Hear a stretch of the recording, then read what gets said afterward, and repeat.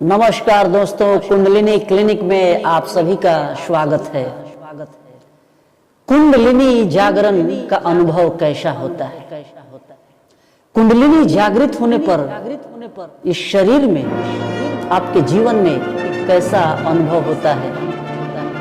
आज मैं आपको अपने व्यक्तिगत अनुभव से ये बताऊंगा कि जब मेरी कुंडलिनी जागृत होने लगी तो मुझे कैसे कैसे अनुभव हुए। मैं अपने कुंडलिनी जागरण के इस अनुभव को दो भागों में विभाजित कर सकता हूं। पहला जो अनुभव है वह है कुंडलिनी शक्ति का ऊर्जा के रूप में पूरे शरीर में प्रवाहित होना, और दूसरा जो भाग है उसको मैं कहता हूं कुंडलिनी ऊर्जा का क्रिया के रूप में रूपांतरित होना, और इस शरीर में तरह तरह के यौगिक क्रियाओं का, प्राणायाम का और मुद्राओं का अपने आप स्वतः होना। तो मैं बात करूंगा मित्रों ऊर्जा स्वरूप के बारे में, जो ध्यान में पहली बार मुझे घटित होना शुरू हुआ। तो मित्रों सबसे पहले मैं आपको बता दूं, कुंडलिनी एक प्रकार की ऊर्जा है, एक प्रकार की शक्ति है जो हमारे शरीर में, हमारे मूलाधार चक्र में पड़ी हुई, जिसका हमें आभास नहीं। और जब तक हम ध्यान नहीं करेंगे तब तक हमें इस बात का आभास भी नहीं होगा। मैंने जब से ध्यान करना शुरू किया, ध्यान के कुछ महीनों बाद मेरे जिंदगी में, मेरे इस शरीर में बहुत सारे अनुभव होने शुरू हुए। उसमें से पहला जो अनुभव था वह था योग निद्रा का होना। योग निद्रा से मैं परिचित भी नहीं था मित्रों। ड्यूटी से आने के बाद दोपहर को मैं सोया हुआ था, रेस्ट ले रहा था। अभी नींद आने ही वाली थी। नींद आने से ठीक पहले की ये अवस्था थी जिसे हम सब कॉन्शियस माइंड कह सकते हैं। नींद आने से ठीक पहले जब हम ऊँघने लगते हैं, लेकिन हमें थोड़ा बहुत होश होता है। तो मैं थका हारा हुआ 100 किलोमीटर बाइक चला करके मैं आया हुआ था ड्यूटी से। अब सोने ही वाला था, अब नींद आने ही वाली थी, और अपने दोनों हाथों को, दोनों पैरों को मैं बिल्कुल सीधा करके लेटा हुआ था। और अचानक मेरी सांसें सम चलने लगी। सम कहने का मतलब ये दोनों नाड़ियां, ईड़ा और पिंगला, एक साथ चलने लगी, और आज्ञा चक्र पर मुझे कुछ अनुभूति होती दिखाई देने लगी। पूरा शरीर, हाथ, दोनों हाथ, ये छाती, इससे नीचे होते हुए दोनों पैर, इस आज्ञा चक्र से एक प्रकार की ऊर्जा का संचार होने लगा, और मैं धीरे धीरे धीरे ऊर्जावान होने लगा। मैं आश्चर्यचकित था कि ये ऊर्जा, जो एक नई प्रकार की ऊर्जा है जिससे मैं कभी परिचित नहीं था, ये ऊर्जा मेरे शरीर में प्रवेश कर रही है, और मेरा पूरा शरीर, मेरी एक एक नसें ऊर्जावान महसूस कर रही है। और अचानक आज्ञा चक्र के मध्य से एक सफेद प्रकाश मुझे दिखाई दिया। ये इतना सफेद प्रकाश था, बिल्कुल परफेक्ट व्हाइट था, जैसे लगा कि अचानक दूधिया रोशनी फैल गई मेरे ललाट के बिल्कुल बीच से। और मेरा पूरा शरीर ऊर्जावान होने लगा।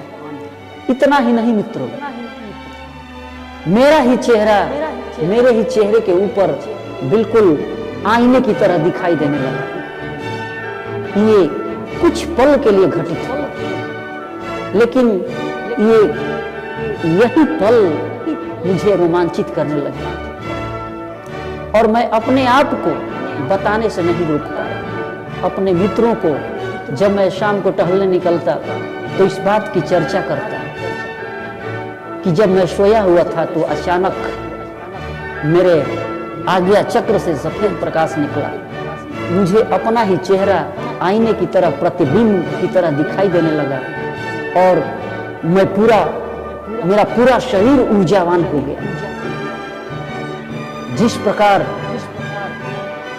कुछ विटामिन या कार्बोहाइड्रेट का सोर्स लेने से पूरे शरीर में पावर आता है, विटामिन पीने से जो पावर आता है, ठीक उसी प्रकार मेरा पूरा शरीर ऊर्जावान हो गया। जिस प्रकार मोबाइल को हम चार्ज में लगाते हैं, बैटरी डाउन होने के बाद तो पूरा मोबाइल चार्जिंग सिस्टम ऑन हो जाता है और मोबाइल चार्ज हो जाता है। ठीक उसी प्रकार का मुझे अनुभव हुआ कि अचानक एक अजीब प्रकार की ये ऊर्जा मेरे शरीर में आई कहां से। मैं बहुत ही उत्साहित था। तो कुंडलिनी जब जागृत होती है तो ऊर्जा के रूप में जागृत होती है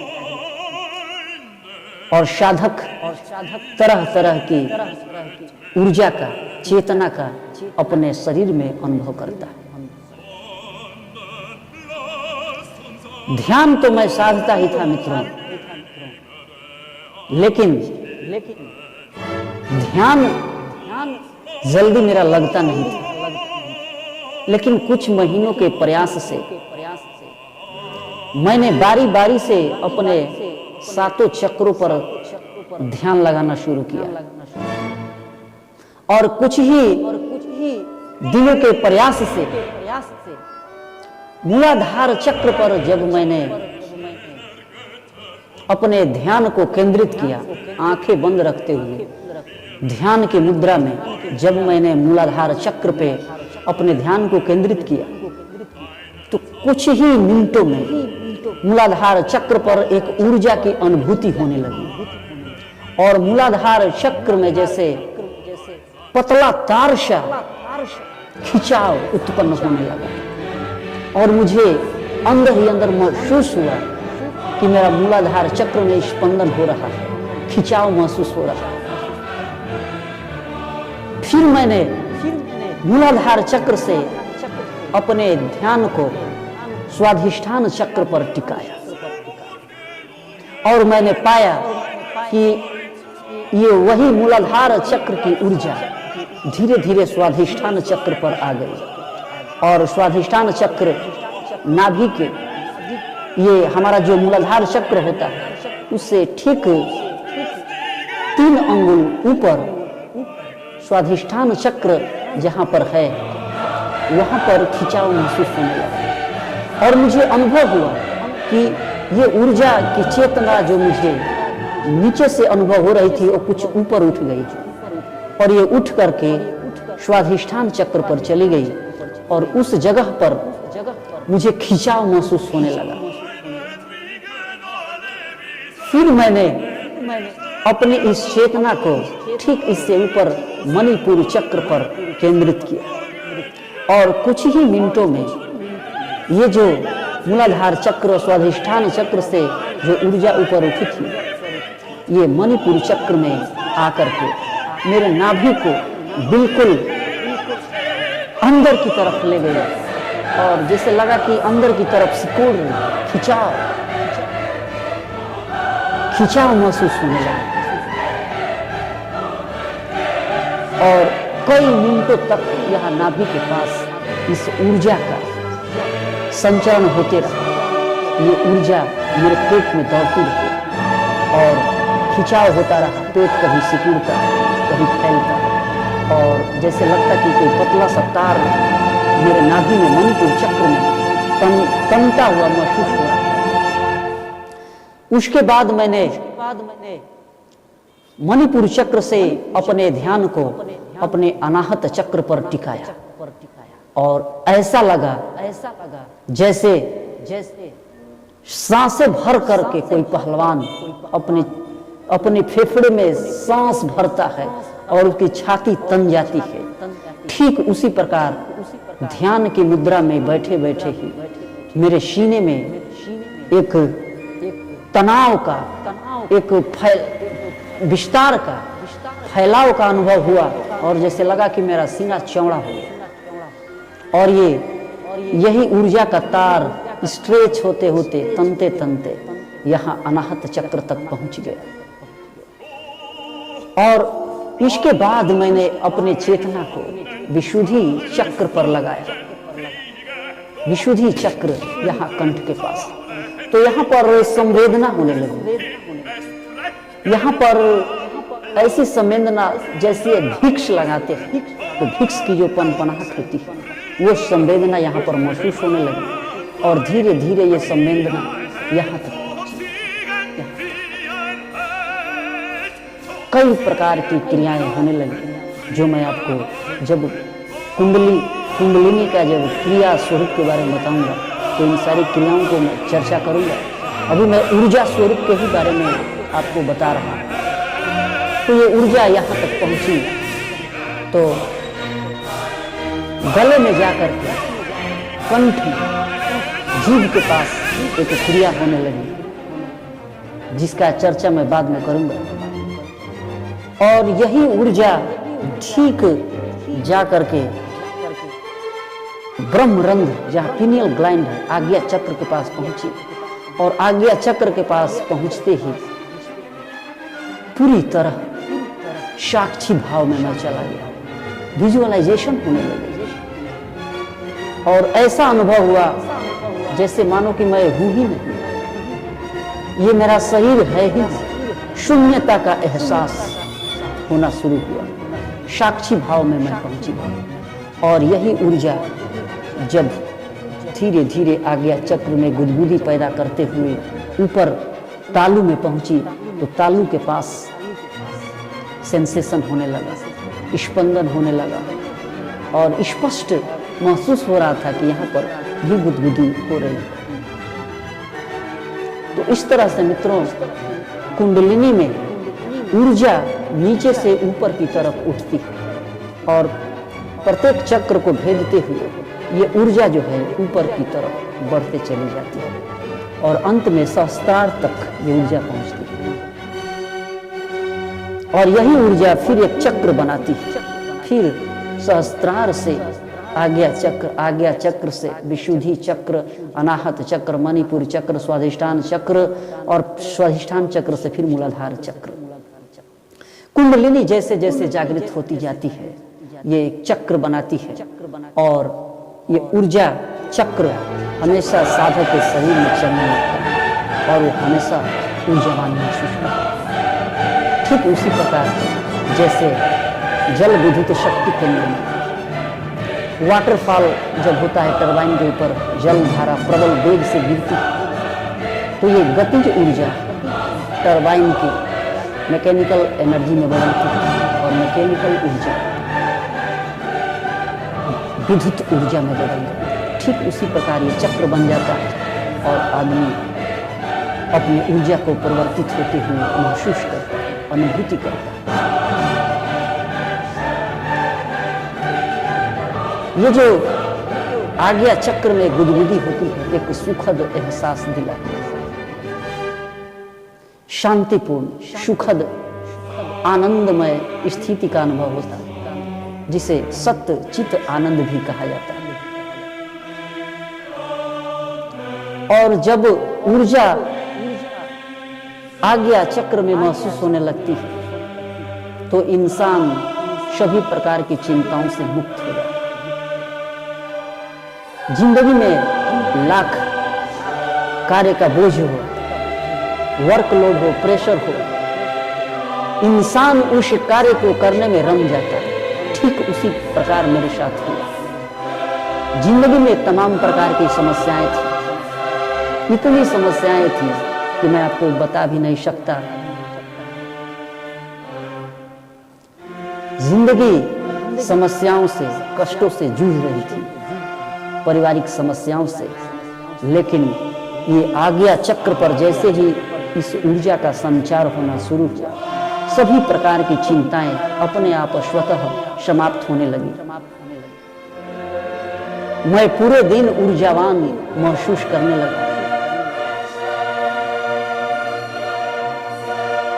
कोई भी कार्य मैं करता तो समझता कि यही मेरी प्राथमिकता है, यही मेरा कार्य है, और उस कार्य को जब तक मैं पूरा कर नहीं लेता तब तक दूसरे कार्य की चिंता मुझे नहीं सताती, और वो कार्य मैं बहुत अच्छे से कर लेता। कहने का मतलब वर्तमान में जीता, वर्तमान में जीना सिखा दिया इस कुंडलिनी शक्ति ने। कुंडलिनी शक्ति जब जागृत होगी तो इंसान वर्तमान में खुशहाल होकर, संतुष्ट होकर, पूर्ण होकर जीना सीख जाए। रीढ़ की हड्डी में जब भी मैं ध्यान करने बैठता तो रीढ़ की हड्डी में भी ऊर्जा का ऊपर उठना मुझे स्पष्ट महसूस होता। ये ऊर्जा जहां जहां पहुंचती रीढ़ की हड्डी में, वहां वहां गुदगुदी का एहसास होता, एक मदहोशी का एहसास होता। ये ऐसी मदहोशी जिसके आगे दुनिया के सारे सुख, दुनिया के सारे सुख झूठे हो जाते। इस आज्ञा चक्र और रीढ़ की हड्डी में इस जो ऊर्जा का संचार होता है, इसके सामने दुनिया के सारे सुख, सारी मदहोशी, सारे नशे, नशा, सब कुछ फेल हो जाता है। मानो कि दुनिया में सबसे अधिक नशा इस आज्ञा चक्र में है और इस रीढ़ की हड्डी में है, जहां पर ऊर्जा का संचार होता है। तो मित्रों, ये मैंने बताया कुंडलिनी ऊर्जा के बारे में, और ये मैंने अपने अनुभव से आपको बताया। और ये अनुभव जरूरी नहीं है कि ये अभी इतने अनुभव हो रहे हैं तो इतने ही अनुभव होंगे। नहीं मित्रों, कुंडलिनी एक शक्ति, एक विज्ञान, कुंडलिनी शक्ति विज्ञान बोलते हैं। और ये ऊर्जा असीमित, जो आज अनुभव हो रहा है, हो सकता है कि कल इससे भी ज्यादा अनुभव, परसों इससे भी ज्यादा अनुभव, यानी कि भविष्य में ये उत्तरोत्तर बढ़ते जाती है। ये एहसास, ये अनुभव आपको प्रतिदिन नया नया स्थिति, नए ऊर्जा का आपको अनुभव करें। तो अगले वीडियो में मैं आपको कुंडलिनी शक्ति जागरण के बाद शरीर में कौन कौन सी क्रियाएं होने लगी, कौन कौन से प्राणायाम अपने आप होने लगे, ये सब कुछ मैं आपको बताऊंगा। आप हमारे चैनल को सब्सक्राइब करें, लाइक करें और बेल बटन आइकन को दबाना न भूलें, ताकि जब भी कोई नया वीडियो डालूं तो सबसे पहले आप तक पहुंचे। आपका परम मित्र संतोष सक्सेना।